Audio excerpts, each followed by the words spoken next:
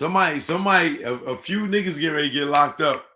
It's about to be a RICO or some type of murder conspiracy, and a bunch of people's getting ready to get locked up for these murders.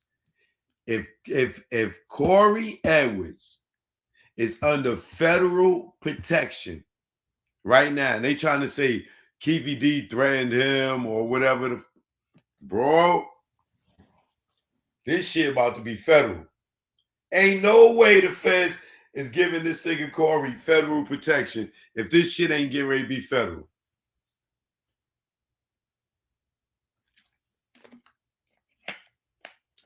Now let's listen to what Corey Edwards said in his interview with Ben Crump. Let's see.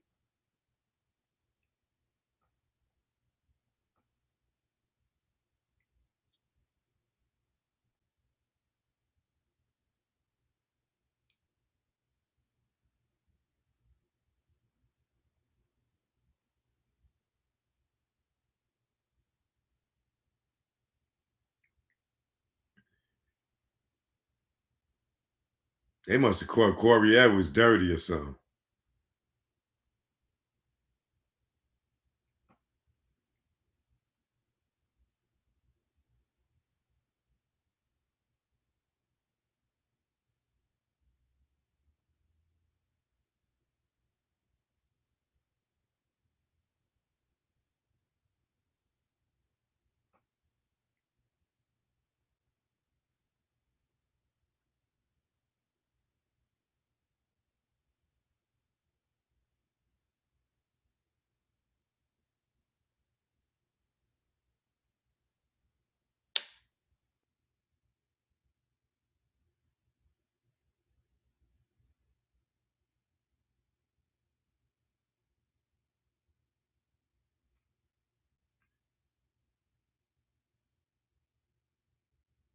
Where is it? Corey Edwards.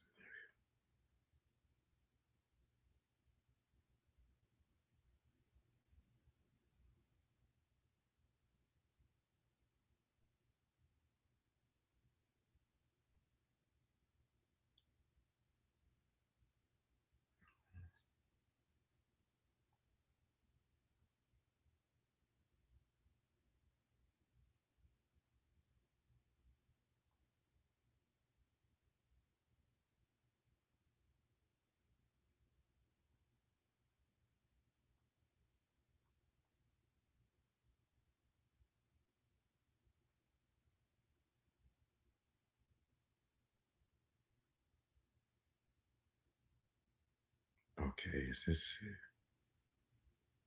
I think this is it.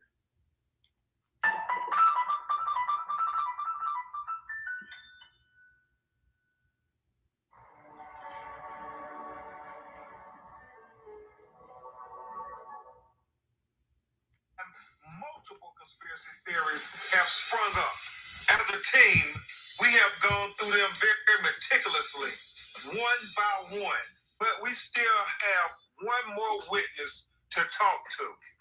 A man who hasn't broken his silence in 20 years. A man who was with Orlando Anderson the night Tupac was murdered. Corey Edwards was with Orlando Anderson the night Tupac was murdered in Las Vegas. And R.J. Bond said that Corey Edwards told police that Orlando Anderson was cool after he received the beatdown from Tupac. Corey Edwards has remained silent for 20 years. Let's see if time has changed his perspective. Now, Corey, at the MGM, between Orlando and people with the death row. I was at the bar buying some drinks. Somebody came up and told me, "Hey, man, they just jumped on nephew over there." So I got my bottle and turned around and saw him standing by the pole and went over there and talked to him. You know, I was just like, "Dog, what's up? You all right?" Like, "Yeah, I'm good." I'm like, "What happened?" "Man, the tried to jump on me." And he was just like, I want a fair one. Well, a fair one, that's, in the hood, I want a fair fight. So they had jumped on him. But now he want a fair fight. Come on, me and one of y'all fight head up. Corey, what happened next? I was like, man, look, we can catch up with all this when we get back in Compton. And Lane looked at me and said, dog, if it was you, you wouldn't want to wait till we got home. And when he said that, I was like, you right. Whatever happened in that video was going to be responded to. Most definitely. If you just tapping in, I want. Hold on.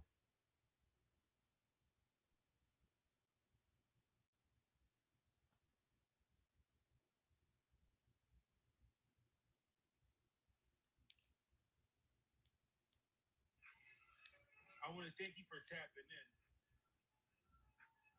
Mike Dorsey, I spoke about.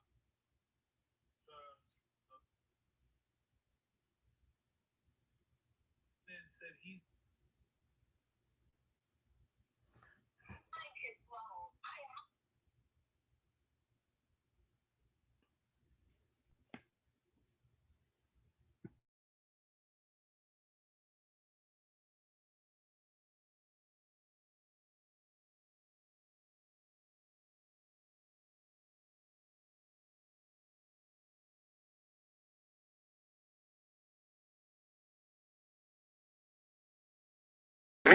But now he want a fair fight. Come on, me and one of y'all fight head up. Corey, what happened next? I was like, man, look, we can catch up with all this when we get back in Compton. And Lane looked at me and said, dog, if it was you, you wouldn't want to wait till we got home. And when he said that, I was like, you right. Whatever happened in that video was going to be responded to. Most definitely. So we was all standing here talking. They finna go over there to the club. And we rode over there. Club 662? Yeah. To wait on them and confront them. Make his response. We got over there and waited around for about an hour. Nobody showed up. So I said, man, look, man. We in Vegas. It's fight weekend. I'm finna go get some bottles and go back to the hotel. There was too many girls at the hotel. I'm not finna be sitting in a parking lot waiting on some pull up and we got all these women to play with over here. Yes, sir. That's what we came for. After waiting for Tupac and Suge to get there, do you know who left with Orlando Anderson? Was it T. Brown? Was it DeAndre? Was it Keefe? Was it a white Cadillac? I didn't see any white Cadillac, and nor do I know who was in the car with him. It was 2 or 3 different cars. So, you know what I mean? I don't know who all rode with him.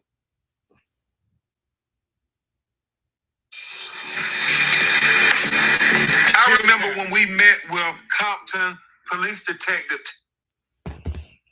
Right. So as you can hear, he don't remember no white Cadillac, and he don't know who got in the car with him. Right. So what is the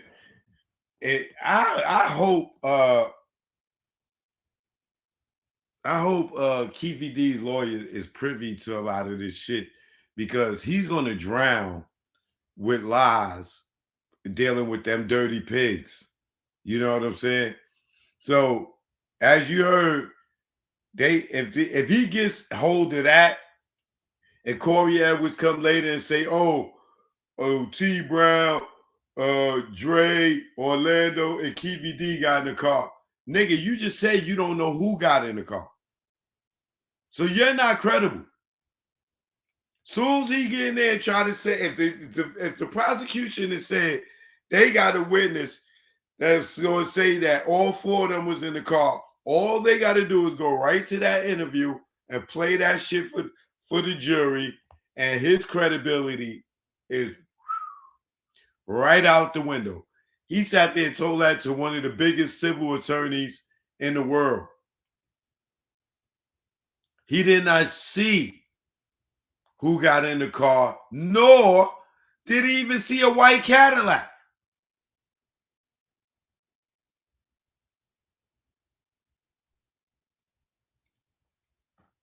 And he rode with them to 662 and said they sat out there for an hour. An hour. An hour. And Marv James seen these niggas sit there for a whole hour and then call Suge, Buntry, nobody, Reggie, nobody. And they sat there for an hour waiting for them. An hour. And he like, yo, man, I want to get some bottles. I'm out. An hour.